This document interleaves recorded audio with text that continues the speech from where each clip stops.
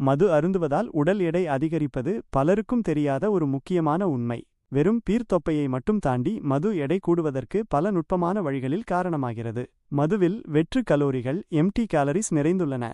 அதாவது அவை அதிக ஆற்றலை கொண்டிருந்தாலும் உடலுக்கு அத்தியாவசிய ஊட்டச்சத்துக்களை கொண்டிருப்பதில்லை. 1 கிராம் மதுவில் சுமார் 7 கலோரிகள் உள்ளன.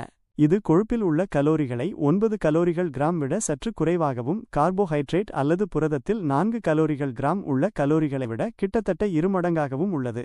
சில பானங்களை அருந்தும்போது இந்த கலோரிகள் மிக வேகமாக அதிகரித்து உடலுக்கு தேவைப்படாத கூடுதல் ஆற்றலாக மாறி சேமிக்கப்படுகின்றன.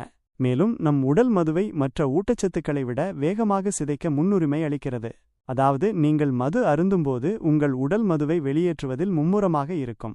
இதனால் நீங்கள் அதே நேரத்தில் உட்கொள்ளும் கொழுப்புகள் மற்றும் கார்போஹைட்ரேட்டுகள் ஆற்றலாக எரிக்கப்படாமல் உடலில் கொழுப்பாக சேமிக்கப்படும் வாய்ப்பு அதிகரிக்கிறது. மது அருந்துவது பசியை தூண்டி இயல்பை விட அதிகமாக சாப்பிட வழிவகுக்கும். மது அருந்திய நிலையில் ஆரோக்கியமற்ற அதிக கலோரி கொண்ட உணவுகளை தேர்ந்தெடுக்கும் முடிவுகளையும் நாம் எடுக்க நேரிடலாம். இவையனைத்தும் சேர்ந்து உடல் எடையை அதிகரிக்கச் செய்யும் ஒரு தொடர் சங்கிலி விளைவை உருவாக்குகின்றன.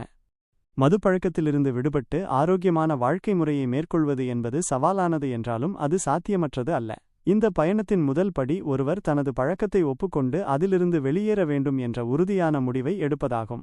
இதுவே மாற்றத்திற்கான மிக முக்கியமான அடித்தளம். பலருக்கு இந்த முதல் படி ஒரு மருத்துவர், சிகிச்சையாளர் அல்லது ஆதரவு குழுவின் உதவியுடன் தொடங்குகிறது. இது மனரீதியாகவும் உடல் ரீதியாகவும் பழக்கத்திலிருந்து விடுபட தேவையான பாதுகாப்பான வழிகாட்டுதலையும் ஆதரவையும் வழங்கும். தனிப்பட்ட சிகிச்சை, குழு சிகிச்சை அல்லது மருந்துகள் கூட இந்த ஆரம்ப கட்டத்தில் உதவக்கூடும். இது ஒரு தனிப்பட்ட பயணம் என்பதால் ஒவ்வொருவருக்கும் வெவ்வேறு அணுகுமுறைகள் தேவைப்படலாம். மது பழக்கத்திலிருந்து விடுபட்ட பிறகு ஆரோக்கியமான வாழ்க்கை முறைக்கு மாறுவது மிகவும் அவசியம். இதில் ஊட்டச்சத்து நிறைந்த சமச்சீர் உணவு முறை முக்கிய பங்கு வகிக்கிறது. மது அருந்துவதை தவிர்ப்பதால் உங்கள் உடல் சேதமடைந்த செல்களை சரிசெய்யவும் இழந்த ஊட்டச்சத்துக்களை மீண்டும் பெறவும் அனுமதிக்கிறது.